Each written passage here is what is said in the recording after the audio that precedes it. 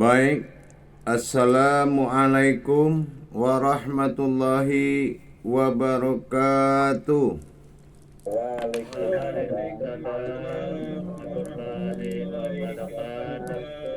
Alhamdulillah, Alhamdulillahi Rabbil Alamin. Assalatu wassalamu ala ashrafil anbiya'i wal mursalin Sayyidina wa maulana Muhammadin. Asyhadu an la ilaha illallah wa asyhadu anna Muhammadar Rasulullah. Allahumma sholli ala Sayyidina Muhammadun musyabihil wal ikram, ya wal jalil wal ikram. Allahumma sholli wa sallim wa barik wa karim ahzanul nabil karim.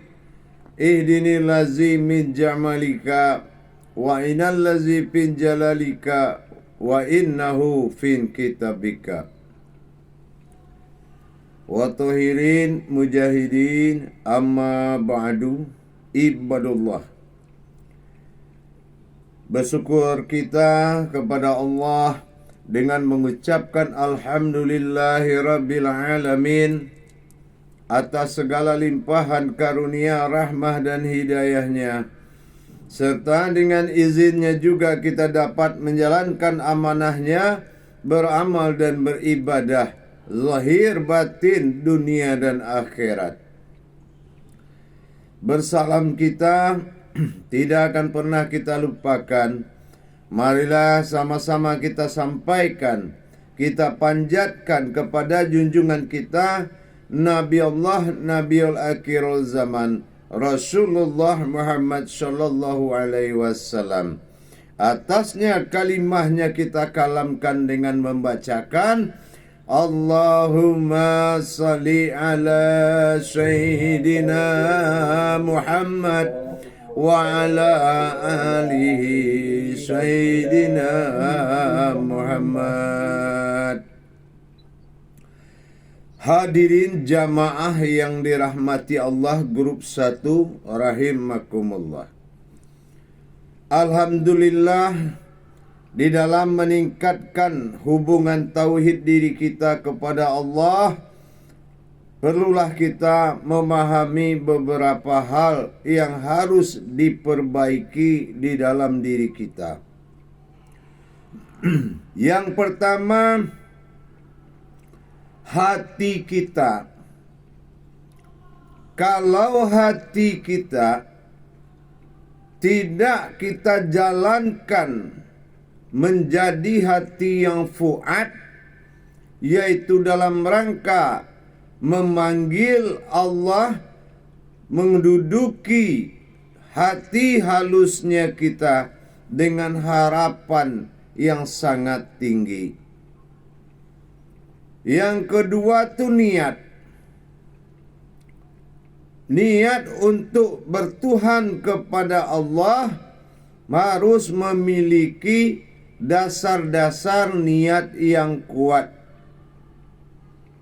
Kenapa kita mengkaji diri? Tujuannya apa? Sudahkah hati kita ingin bertuhan kepada Allah? Sudahkah niat kita dari hati yang paling dalam? Kenapa Allah menilai dalam makom sebuah niat? Apabila kamu berniat baik, kata Allah, meskipun kamu belum mampu melaksanakan zahirnya, maka sesungguhnya di mata Allah niat itu sudah sampai. Begitu juga sebaliknya, apabila niat kita buruk, berprasangka buruk, maka niat itulah yang dahulu lebih sampai kepada Allah. Akhirnya terjadilah kesia-siaan di dalam belajar. Yang ketiga, yaitu menghindari sekutu bagi Allah dengan kodratnya sendiri. Kalau sekutu agama, mungkin ada bahasa persekutuan terhadap la ra'baniyah fil Islam. Nah, tidak boleh membuat perantara di dalam Islam. Ada kembang, ada makhluk, ada kemenyan, dan ada rukun-rukun goib-goib lain. Itu secara agama Islam. Tapi secara rohani, yang akan menjadi sekutunya Allah adalah kita sendiri, yaitu keumatan kita yang ada di dalam kodratnya Allah. Jadi begitu Allah ingin bertajalli ke dalam diri kita, ternyata dia dapati, dia tanya satu-satu, dia tanya tangan, mata, hidung semua, siapa kamu? Ternyata semuanya sudah mengaku kodrat lain. Kenapa? Karena kita sudah merasa memiliki.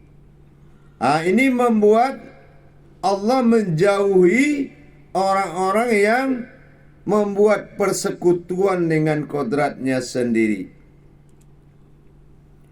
Ini perlu menjadi perhatian jamaah, bahwasanya jangan sampai dalam bertajalli Allah kepada diri, dia mendapatkan kekuatan-kekuatan lain menduduki kodratnya.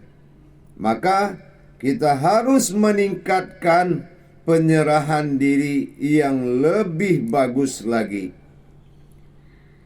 Baik dikala mau tidur, dikala selesai beribadah, dikala mau menaiki sajadah, apapun yang dilakukan kepada Allah, maka sesungguhnya hanya kodratnya lah yang tidak bersekutu dengannya. Ini yang dimaksud mentauhidkan diri. Begitu juga dalam kehidupan. Sudahkah kita merasa kita kehidupan Allah? Sejauh mana tingkatan pemahaman kita tentang la maujudun illallah? Tidak ada yang maujud melainkan Allah. Apakah kita sudah memiliki pemahaman tentang bahasa itu? Atau mungkin bahasa itu yang menjadi pegangan? Memang bahasanya sangat pendek, la maujudun illallah. Tidak ada yang maujud di sini melainkan kodratmu semata ya Allah, iradatmu semata, hayat ilmumu semata, hayatmu semata, dan sampai kepada pendengaranmu semata. Tapi apakah kita sudah memiliki pemahaman di situ? Nah, itu yang menjadi kebenaran yang tertinggi. Nah, yang kelima, bagaimana perbuatan-perbuatan diri kita adalah sebuah kodrat yang Allah ciptakan dalam rangka menyembunyikan sifat ketuhanannya. Merasakah kita keinsanan Allah itu kita? Bersifat insan Allah pada diri. Dan merasakah kita dalam kehidupan bahwasannya kita insaniyahnya Allah? Belum, berarti imannya belum sampai ke situ. Apalagi dalam sujud am dan am. Apakah memang kita sudah sadar dalam kesadaran yang tinggi bahwa zahir ini adalah batin Allah yang terlihat? Semua batin tidak ada yang bisa dilihat, tetapi na'an'amta alaihim, diri batin ini yang terlihat ini adalah diri batinnya aku, kata Allah ta'alaihim. Nah, apakah kita sudah sampai iman kita ke situ? Maka kita harus meningkatkan keimanan kita yang bernama iman ilmu. Nah, kalau sudah iman ilmu kita berdiri, insya Allah. Yang terakhir jamaah, kita jangan lupa bahwasanya ada satu lagi yang mempersekutukan Allah. Apa? Yaitu kehidupan. Hayatullah. Kalau terjadi hal-hal yang batil, harta yang batil, segala bentuk kehidupan yang batil Allah tidak suka, maka itu semua akan sirna ditelan masa. Maka berusaha kita sekarang bahwasanya inilah yang dikatakan masa ketuhanan yang tidak bersekutu, 0 awalnya, 9 akhirnya. Artinya apa? Kamu sengaja dikosongkan untuk menerima kekuasaan Allah pada diri kita. Itu juga dijaga, ya, dijaga. Dia memang kalau jalan tauhid ini seleksinya alam. Sedikit aja kita bermasalah, niat kita nggak benar, itu akan menjadikan dampak yang sangat besar. Tapi sedikit kita berbuat, tapi kalau kita benar, mendapatkan nikmat yang tak terhingga. Maka kita lihat tuh jemaah, belajar bertahun-tahun, kajian tinggi, tapi kehidupan begitu-begitu aja. Nah, ini berarti apa? Syariat aja belum dilewati. Dia harus kita lewati syariat itu. Harus hatam kita di syariat itu. Itu juga bermasalah. Apa hatam syariat? Di akhir azan itu la ilaha illallah. Bagaimana membuat keputusan di dalam solat terhadap jalan syariat tadi dengan kalimat la ilaha illallah? Oh, kita belum bisa, tapi sudah bisa bermarifat, tetap aja nasibnya syariat. Gitu. Baik jamaah sekalian, kita mulai mujakarah dan saya akan takbir mujakarah, jamaah menjawab dengan la ilaha illallah wallahu akbar. Sallu muzakaratuna fil jamiati rahimakumullah.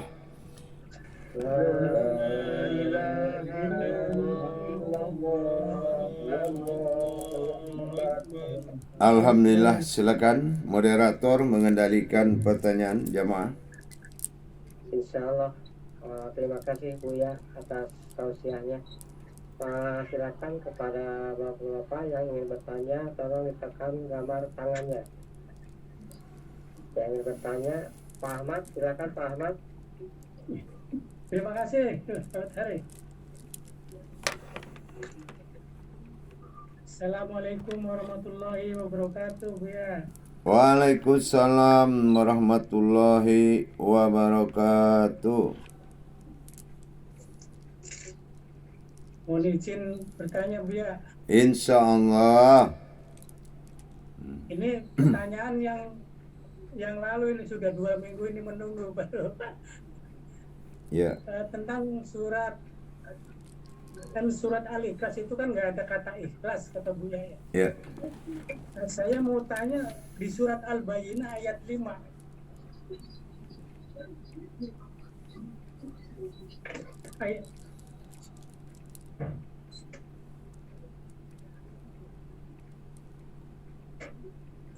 Al-Bayyinah ayat 5.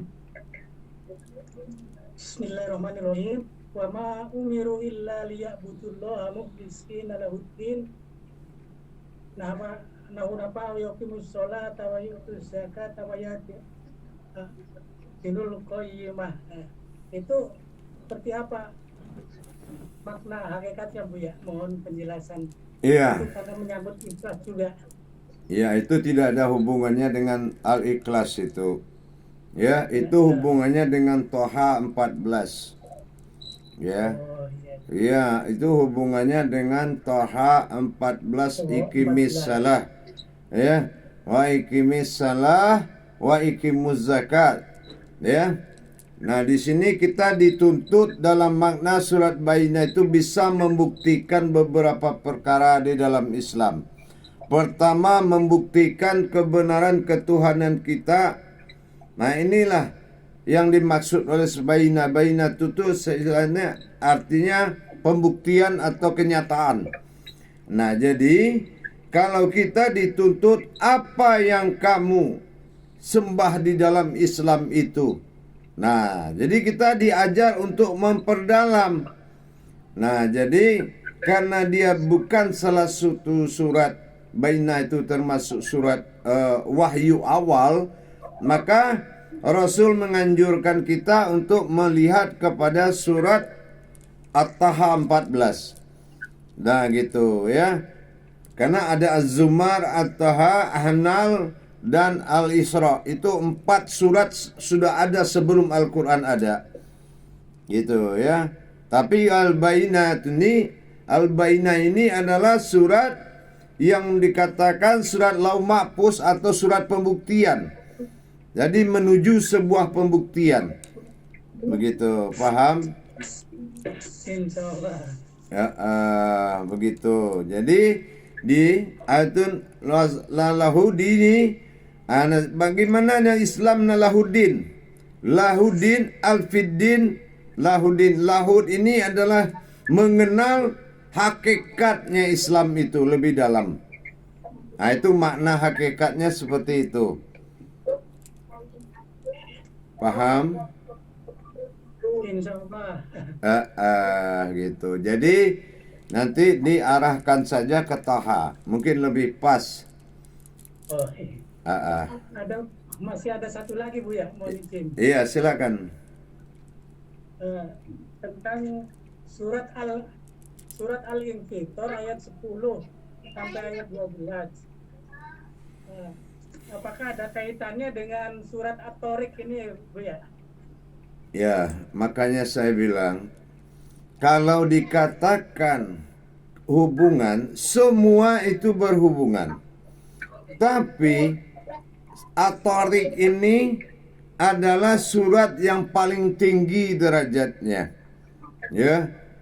Nah, jadi kalau itu dikupas nanti kita jadinya tadabbur Quran. Ya. Nanti itu jatuhnya ke tadabbur Quran.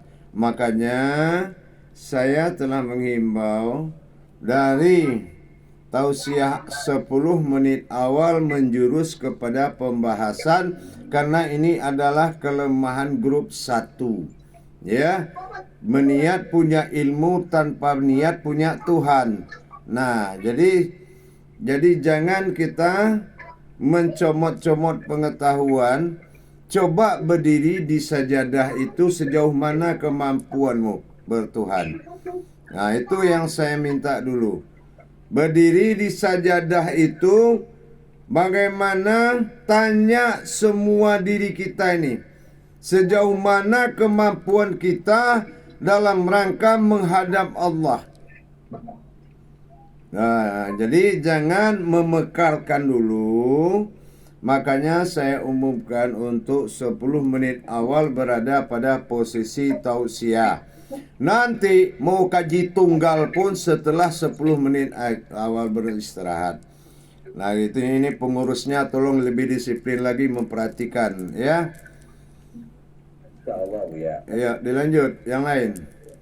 Ya, terima kasih Bu ya. Ya, insyaallah. Assalamualaikum warahmatullahi wabarakatuh. Waalaikumsalam warahmatullahi wabarakatuh. Lanjut. Kan yang lainnya Pak Bang, silakan Pak Bang. Ya, makasih Utari.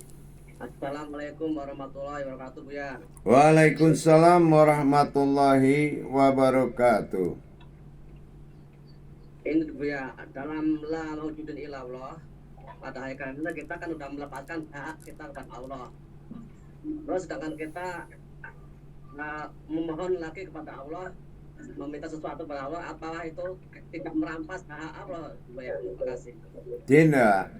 Caranya begini. Kalau kita melepaskan itu dengan ada caranya. Caranya begini.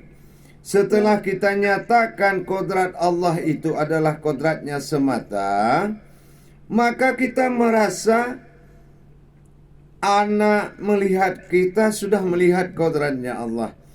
Ya, kayaknya sudah bisa tersambung kedekatan orang dengan Allah melalui kita. Nah, dalam kehidupan sehari-hari ya. Nah, ditambah dengan wujud am ini yang akan menjadi wujud mu'ad yang berpura-pura makan. Nah, sehingga kita sudah lebih tersambung lagi. Dan hubungan antara kita dengan lingkungan sudah ada hubungan ibadah.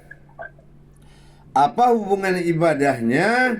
Kita sudah bisa berkomunikasi batin dengan Allah karena kita dalam rangka beriman kepada kodrat la mawjudun ilallahnya. Gitu, paham? Jadi kalau anak bertingkah, anak itulah ya Allah, anak aku tuh. Nah, di hati itu seperti itu. Nah, itu dia tuh. Nah, begitu anak ada yang salah ke kita, begitulah ya Allah, astagfirullah, ampuni mereka, mereka tidak tahu ya Allah. Itu namanya sudah mulai berhubungan. Tapi kalau kita menyerahkan dengan amalan, amalan itu masih membutuhkan tempat duduk, nah itu belum menyerahkan namanya. Tolong yang merasa suaranya audio tidak dimatikan, dimatikan. Asrul Harun. Jadi kalau kita sudah merasa menyerahkan, tentu kita harus membuktikan dalam kehidupan. Umpamanya seperti istri Rasulullah, dia mendapatkan suaminya tidak mengenali dia. Kenapa? Karena dia dikuasai oleh Allah. Nah, jadi kesadaran kita itu memang harus seperti itu. Jadi akhirnya apa? Kita merasakan keinsanan Allah pada diri kita. Itu. Jadi penyerahan itu memang harus dengan caranya, tidak dengan hanya mengamalkan seperti ini tapi sudah di luar lepas. Kita tidak bisa berkomunikasi batin. Nah, itu belum menyerahkan. Jadi harus dimantapkan lagi gitu, ya. Insya Allah Buya, Insya Allah. Terima kasih Buya. Insya Allah. Baik, lanjut. Silakan Bapak yang lainnya. Ya, Pak Budiman. Silakan Pak Budiman. Ya, terima kasih Pak Moderator. Assalamualaikum warahmatullahi wabarakatuh, Buya. Waalaikumsalam warahmatullahi wabarakatuh. Sedikit pertanyaan, Buya. Kalaulah Tuhan sudah bertajalli di dalam diri kita, Buya, apakah kira-kira ada gejolak batin yang ditimbulkan dalam diri kita, baik gejolak batin yang bersifat positif maupun gejolak batin yang bersifat negatif? Itu aja Buya, terima kasih banyak Buya. Iya. Kalau kita bicara soal gejolak, kembali kita melihat keikhlasan kita tadi. Kalau keikhlasan kita semakin tinggi, maka gejolaknya juga semakin tinggi. Nah, gitu ya.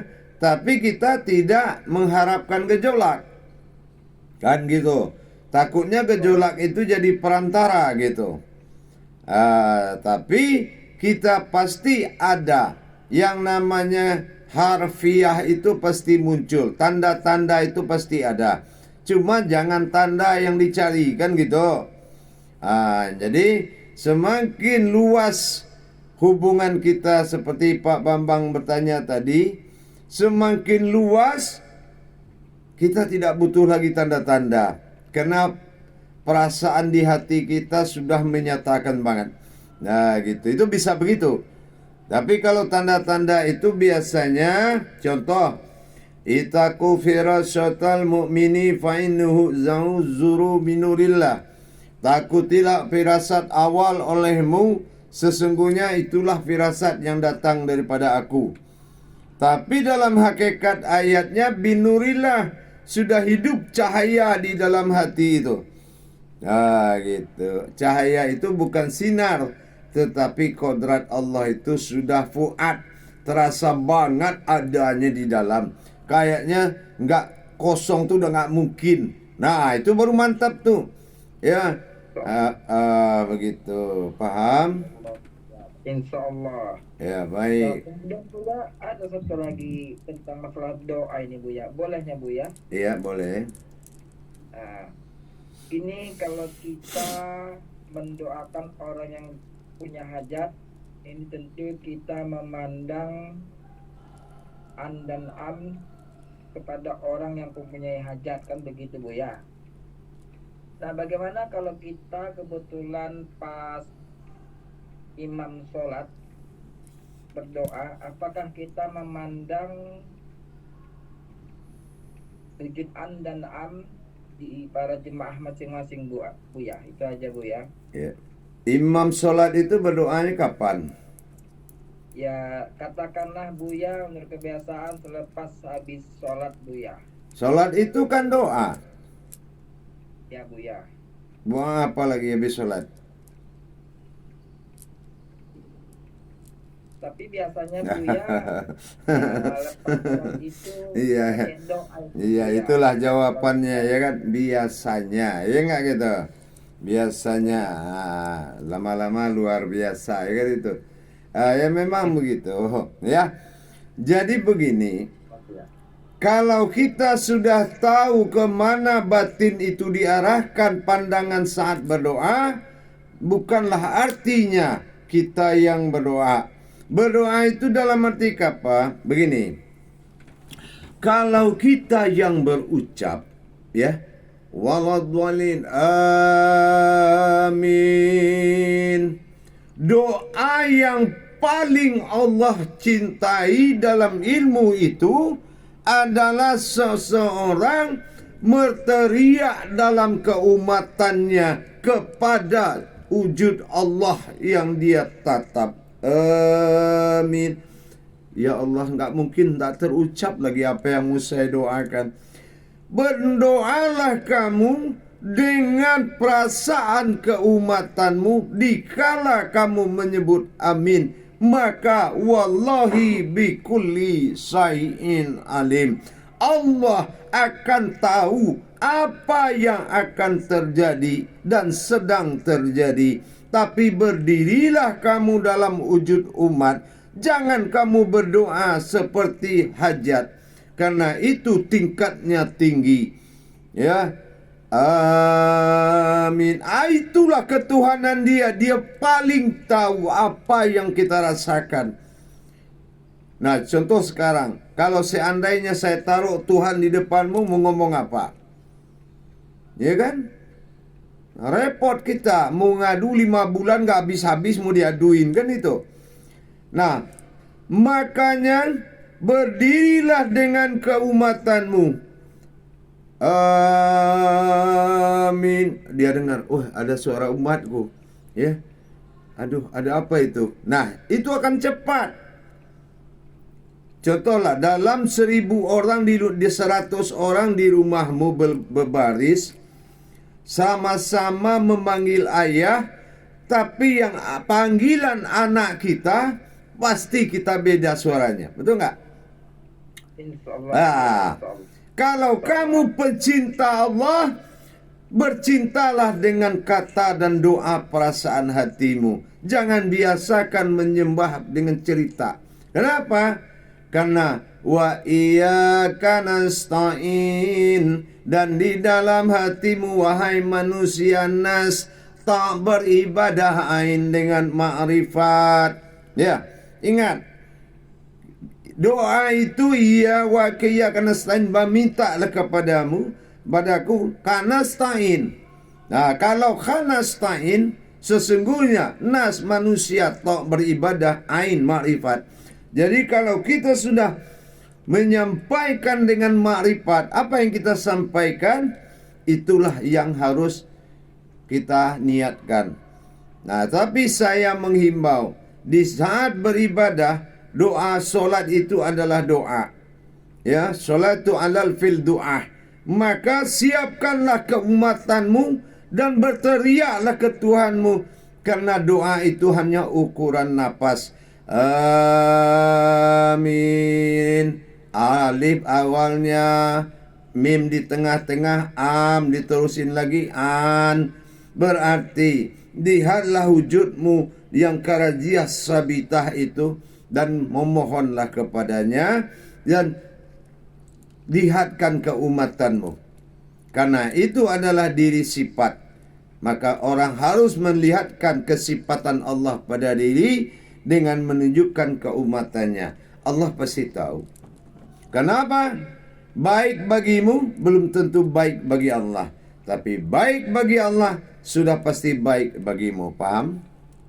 Insya Allah Buya, insya Allah. Terima kasih banyak Buya. Assalamualaikum warahmatullahi wabarakatuh. Waalaikumsalam warahmatullahi wabarakatuh.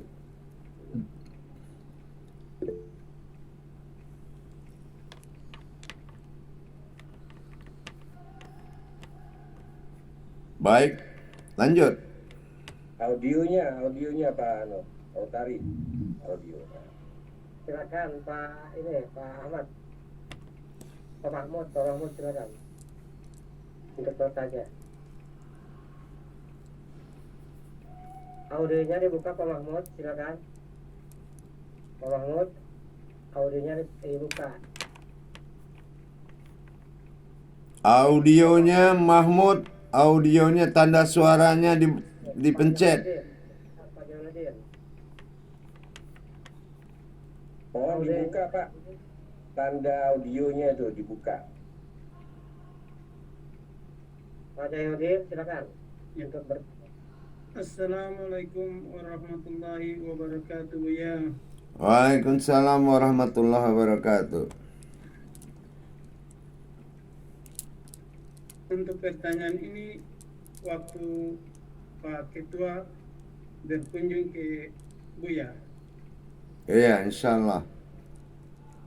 sifat itu memiliki 3 makam. Makam nurani, rohani, dan rabani. Dan ketika ada peningkatan pemahaman bahwa di makam itu ada terjadi 3 kerahasiaan. 3 kerahasiaan Allah, yaitu sirha pada nurani, sirhi pada rohani, dan sirhu pada rabbani. Hayat Allah pada diri yaitu ruhu.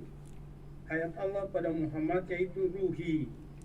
Tapi hayat Allah pada Adam tidak disebut ruha, tapi disebut kodrat. Mohon pencerahannya Bu ya. Ya. Jadi kalau sampai kepada Adam, kenapa tidak ada penyebutan rahasia di situ? Karena rahasia pada Adam itu adalah kodrat tadi. Kodrat Adam ini menerima kodrat Muhammad bisa, menerima kodrat batin bisa, kodrat nur bisa, kodrat zat bisa, kodrat wujud bisa. Makanya dia menjadi kodrat, tidak disebut ruha, gitu ya.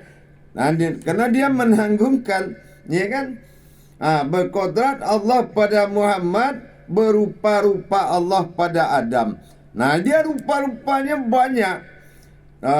Bisa jadi dia sampai jadi sukun, jadi sir. Nah, ya kan? Nah, inilah Allah fi zahiru. Nah, Allah juga bisa berzohir di situ. Gitu. Paham? Insyaallah Bu ya. Iya. Terima kasih. Assalamualaikum warahmatullahi wabarakatuh. Waalaikumsalam warahmatullahi wabarakatuh. silakan Bapak-bapak yang lainnya yang ingin bertanya. Baiklah, saya Buya ingin bertanya Buya. Oh iya, boleh. Daripada nyuruh-nyuruh orang sekali kita nanya, ya enggak? Insyaallah Buya. Oh iya. Begini, tentang kalam Buya. Ya. Setelah berkaul nih batin dengan batin naik digerakkan oleh jantung, disuarakan oleh kalam. Ya. Nah, setelah contoh lagi baca ayat suci Al-Quran, Ya. Di situ pandangan marifat apakah ke wujud an dan am, Buya, seperti itu. Terima kasih, mohon penjelasannya, Buya. Assalamualaikum warahmatullahi wabarakatuh.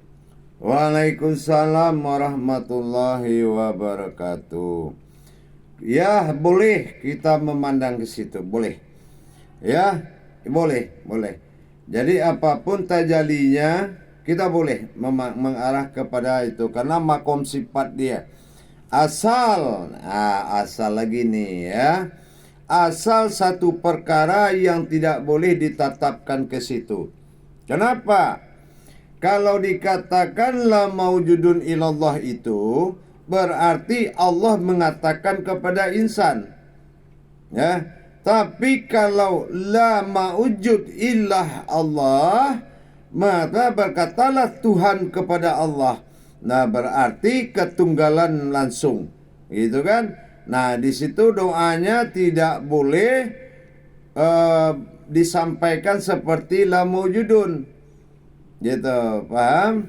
Dengan kamu hadir di dalam kosong itu la maujud illah Allah, berarti sampai ya apa yang semua terbawa. Kalau umpamanya la maujudun illah Allah itu boleh dipakai sandaran Muhammad. Kenapa? Kalau dalam awaludin marifatullah Muhammad awal jadi, kan gitu. Paham kira-kira? Insyaallah, Buya. Terima kasih, Buya, atas penjelasannya. Insyaallah. Silakan, Pak Apip mau bertanya. Silakan, Pak Apip. Assalamualaikum warahmatullahi taala wabarakatuh, Buya.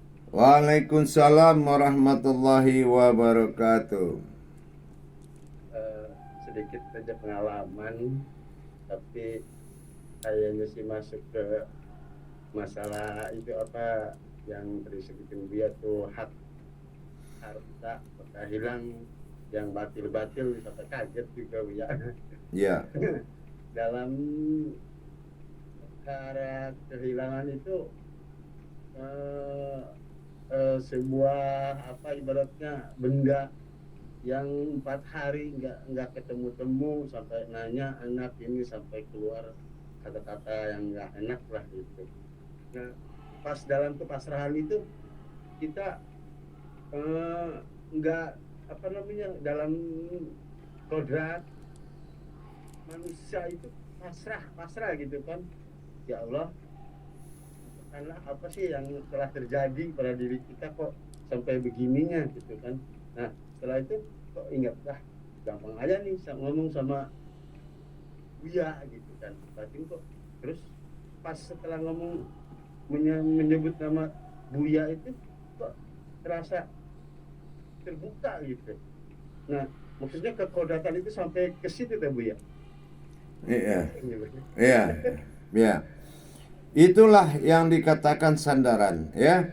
Kalau bermimbar Muhammad kepada Adam, maknanya apa? Itulah mimbar daripada murid adalah guru.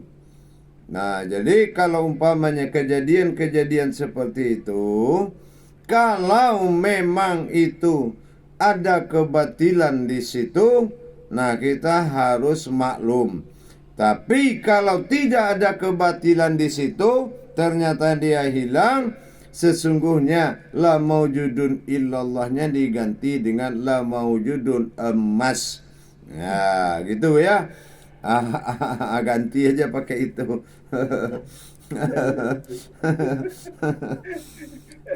Itulah ujian Allah ya. Nah, jadi jangan dipikir Allah itu nggak mau nguji kita, ya enggak.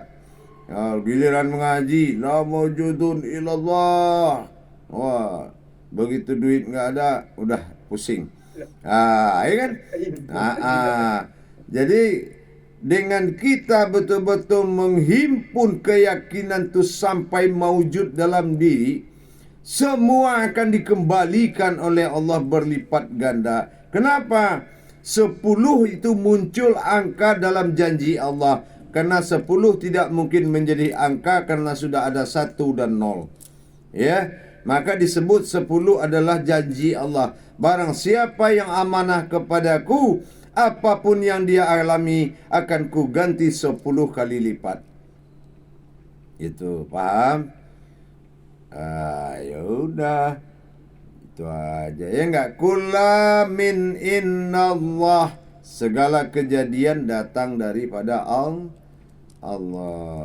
Amin. Alhamdulillah. Ya, gitu aja ya.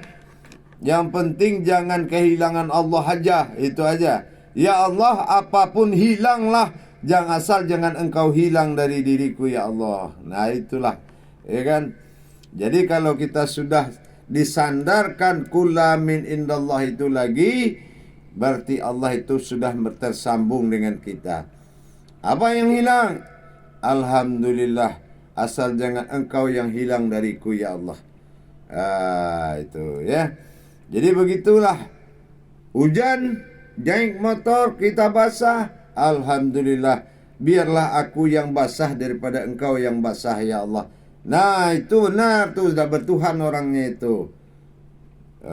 Paham? Nah, ya udah lanjut. Silakan yang lainnya. Pak Ketua mungkin. Silakan Pak Ridho. Ya, Assalamualaikum warahmatullahi wabarakatuh, Buya. Waalaikumsalam warahmatullahi wabarakatuh. Alhamdulillah bertemu lagi, Buya. Insya Allah. Insya Jadi Allah. menarik sekali, Bu. Ya, dan awal-awal tausiah Buya menyatakan hati yang puadu. Itu sangat karena keterkaitan insan ini ketika sudah hati menjadi puad. Ya. Ini mungkin mewakili dari saudara jamaah kita biar pemahaman lebih mantap, ya. Bagaimana untuk meningkatkan hati itu biar puadun, ya. Mohon dijabarkan, Bu, ya. Terima kasih. Iya. Kita kan tahu kalau ada nama ibadah namanya tahali. Tahali itu pengisian. Nah, sekarang kita lihat di kolbi kita ada berapa wujud? Berapa tingkat kodrat? Nah, jadi umpamanya wujud ada. Nah, berarti zikir wujud. Ya ujubu ya mawjudun. Ya Allah, mawjudlah. Ya ujubu ya mawjudun, ya ujubu ya mawjudun. Berharaplah supaya muncul dalam kekosongan tadi, kan gitu. Nah, yang kedua apalagi yang ada? Nah, kita lihat umpamanya zat. Yaziddini, Yaziddini, Yaziddini, Yaziddini. Isi lagi dengan zat. Isi terus. Batin ya batinu, ya batinu. Isi lagi dengan batin. Apalagi nur. Ya nuru, ya nuru, ya nuru. Isi lagi. Nah, terakhir apa lagi? Ada maujud, ya maujudun, ya maujudun. Akhirnya yang di bawah wujud, yang di atas maujud. Ya wujud, ya wujudun ini kan sih. Nah, di sini ya maujudun kan gitu.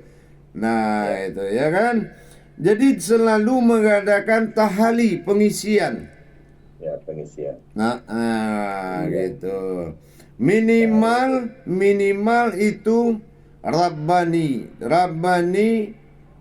rohani, nurani. Minimal yang 3 ini diisi. Nah, gitu ya.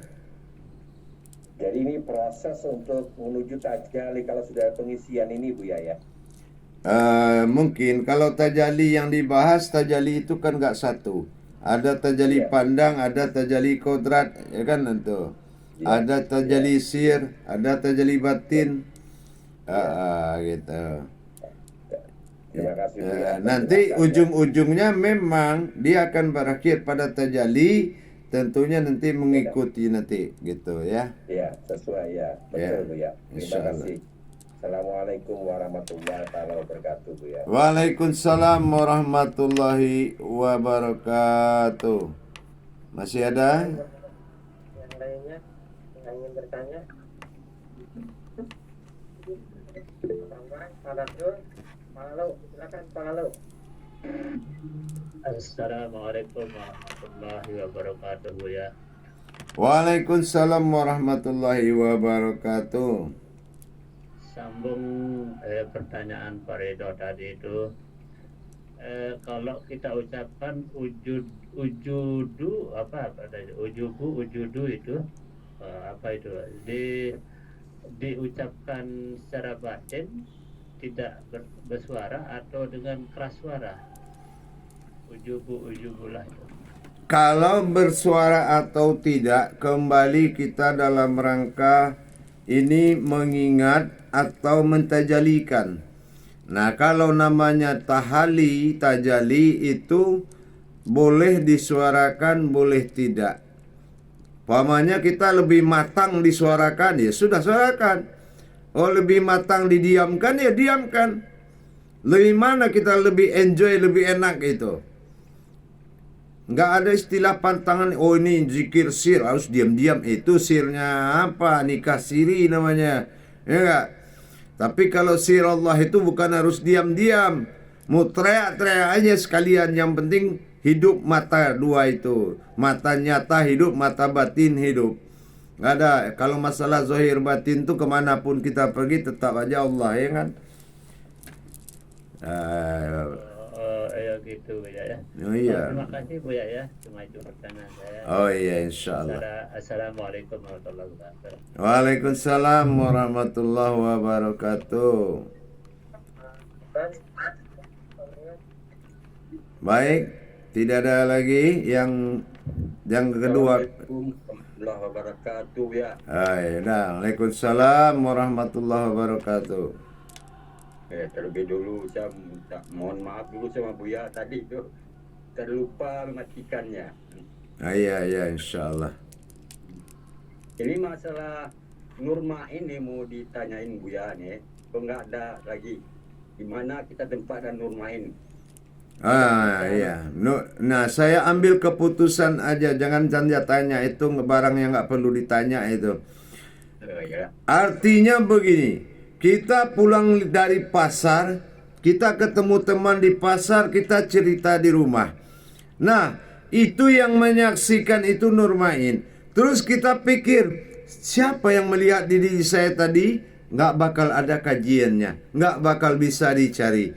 Nah, dia itu datangnya tidak diundang, perginya juga tidak disuruh. Nah, itu Nurmain. Makanya dia tidak jatuh kepada umat dan tidak jatuh kepada Tuhan. Paham? Nah, umpamanya kita lagi mencintai ilmu solat. Nah, begitu kita lagi mencintai, dia tahu orang mencintai atau tidak, dia akan datang. Paham? Tapi begitu kita bisa, dia akan pergi. Karena kita tetap jadi umat. Cuma dia membantu tajali kebenaran tadi. Paham? Insyaallah ya.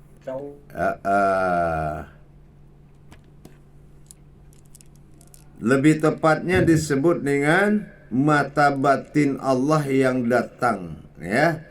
Dan datang dan pergi. Tuh ya.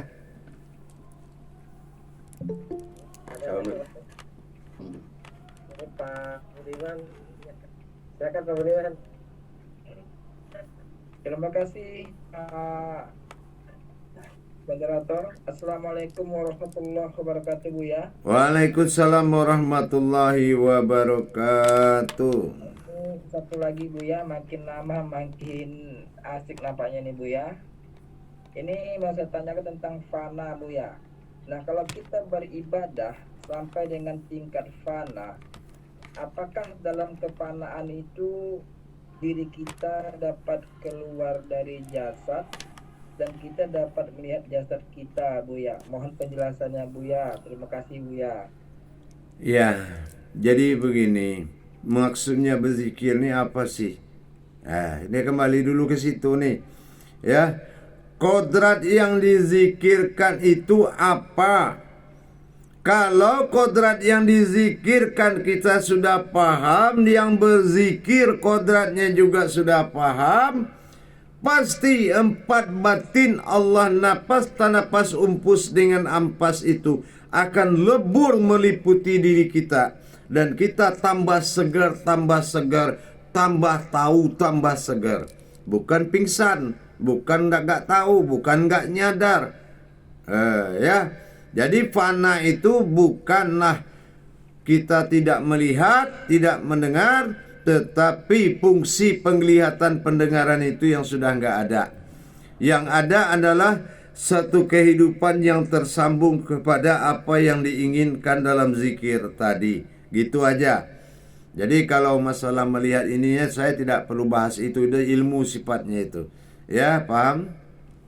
Insyaallah Buya, paham insyaallah Buya. Ya, Warahmatullahi wabarakatuh. Waalaikumsalam warahmatullahi wabarakatuh. Baik jamaah semuanya, alhamdulillah dengan jadwal masuknya grup 2, saudara-saudaramu di grup 2 sudah menunggu. Insya Allah pegangan-pegangan wawasan tadi haruslah dipertahankan untuk minggu depan untuk lebih meningkat lagi. Supaya apa? Supaya pemahaman ini sudah bisa kita naik, gitu ya. Sudah bisa kita lebih naik lagi. Pertahankan. Ini grupnya grup 1. Jadi pemahamannya jangan nomor 2, nomor 3, nomor 4. Pertahankan juga nomor 1, ya enggak? Mohon doa insyaallah dipertahankan itu, ya. Siap. Ya, baik. Baik jamaah sekalian, insyaallah demikianlah pengajian kita malam ini. Akhirul kalam, wabillahi taufik wal hidayah. Wassalamualaikum warahmatullahi wabarakatuh. Waalaikumsalam warahmatullahi wabarakatuh.